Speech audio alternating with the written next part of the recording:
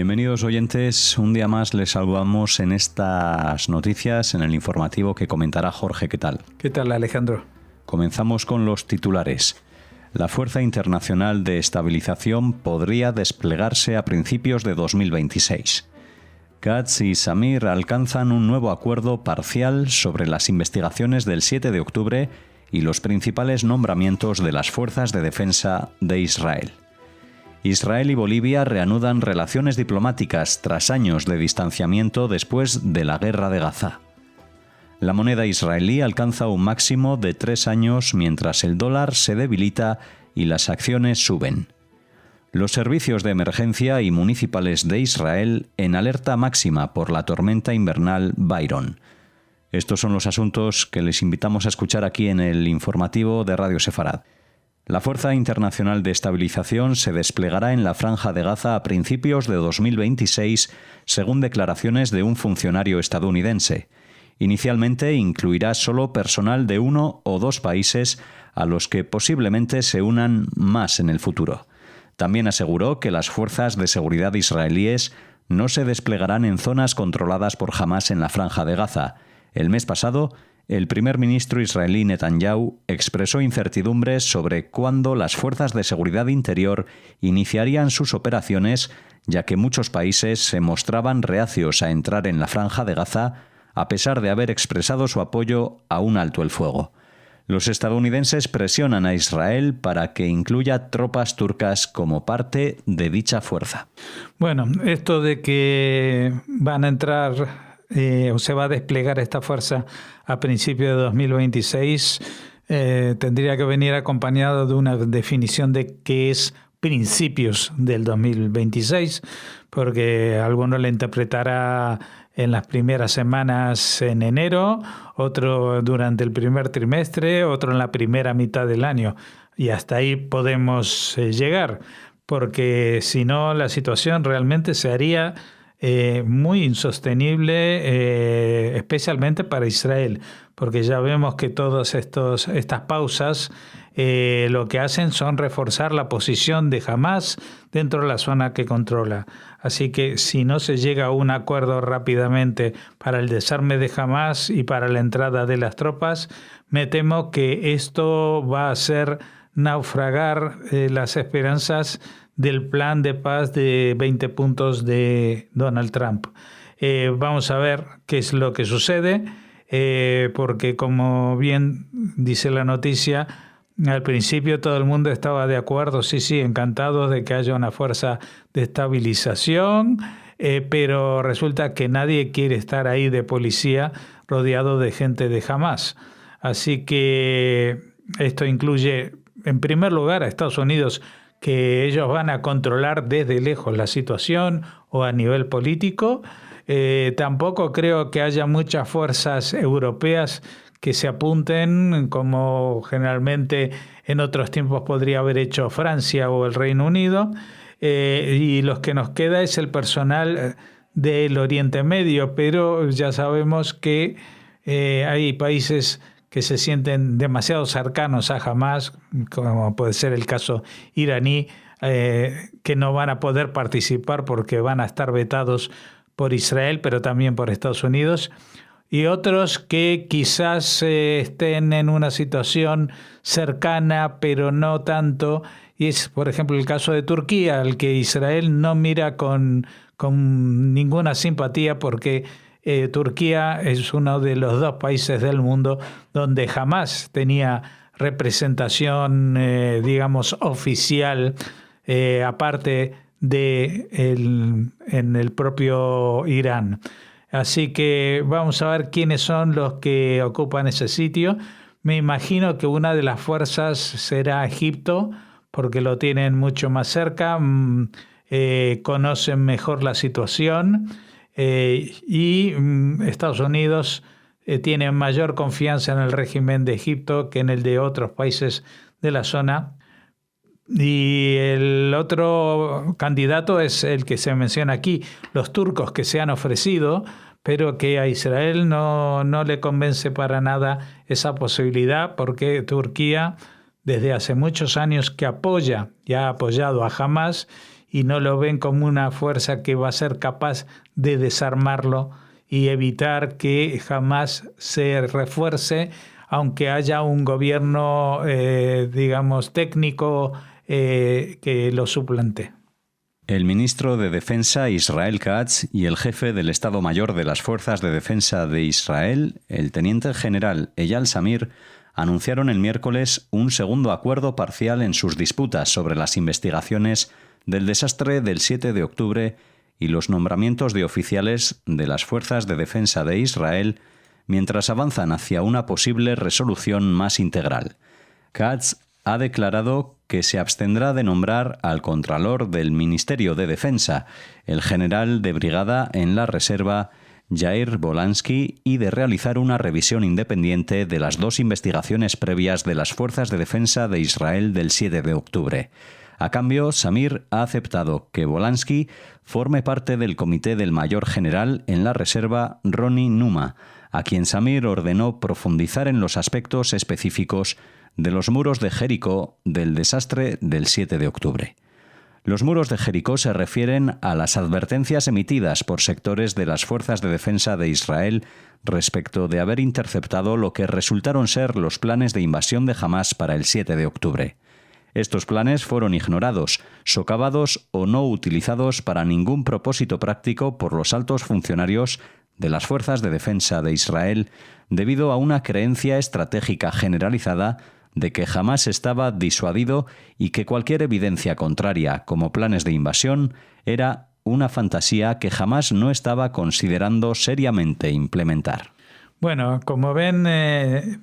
ya hace mucho tiempo que se viene hablando de esta comisión de investigación llevada a cabo por el propio Ejército de Israel, el Ministerio de Defensa. Hay voces que claman por una investigación independiente, pero incluso dentro de los términos que estamos hablando, ya han habido 2 comisiones de investigación, 2 informes que se han rechazado parcialmente, y vamos a por el tercero y vamos a ver qué es lo que pasa, porque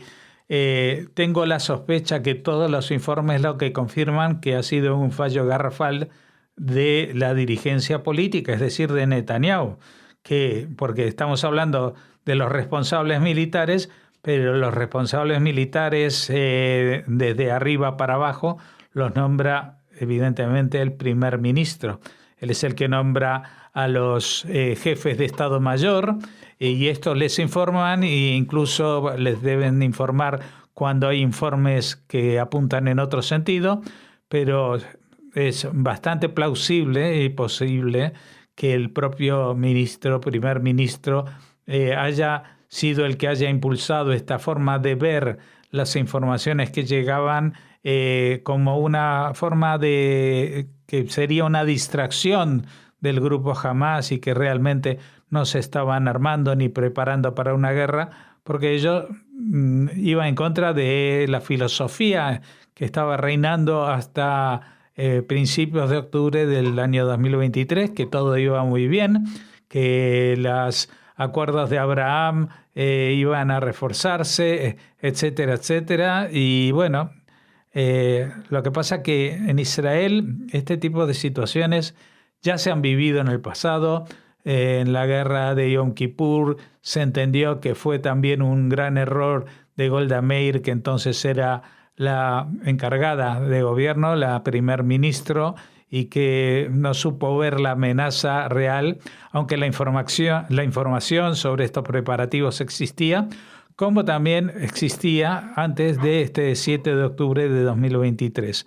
Así que veremos, yo creo que están tratando de crear una pantalla de humo para depurar responsabilidades a cierto nivel de oficiales militares que en gran parte ya han sido depurados, y dejar al responsable último al margen. Como ven, ya se cuecen habas en todas partes, pero con el caso del primer ministro Netanyahu, esas habas ya están muy, muy cocinadas, y va a ser muy difícil que los indicios apunten en otra dirección que la que había comentado. Israel y Bolivia reanudaron formalmente sus relaciones diplomáticas poniendo fin a más de una década de distanciamiento con la firma de una declaración conjunta en Washington. El canciller israelí Gideon Sa'ar y su homólogo boliviano Fernando Aramayo firmaron el acuerdo durante una ceremonia en la que también estuvo presente el ministro de Finanzas y Economía de Bolivia. El gobierno izquierdista de Bolivia, de Evo Morales, rompió relaciones diplomáticas con Israel en 2009 durante una guerra de 3 semanas en respuesta a los ataques con cohetes de Hamás, y las relaciones se restablecieron en 2019. Morales luego cortó lazos nuevamente poco después de que comenzara la guerra entre Israel y Hamás. El nuevo gobierno de centro-derecha del presidente Rodrigo Paz, que asumió el cargo en noviembre, busca lazos más cálidos con Israel y Estados Unidos. Sa'ar también confirmó la eliminación del requisito de visa para los israelíes que deseen visitar Bolivia. Sa'ar también anunció que próximamente se nombrará un embajador en Bolivia y que se anunciarán planes de cooperación económica tanto en el sector público como en el privado.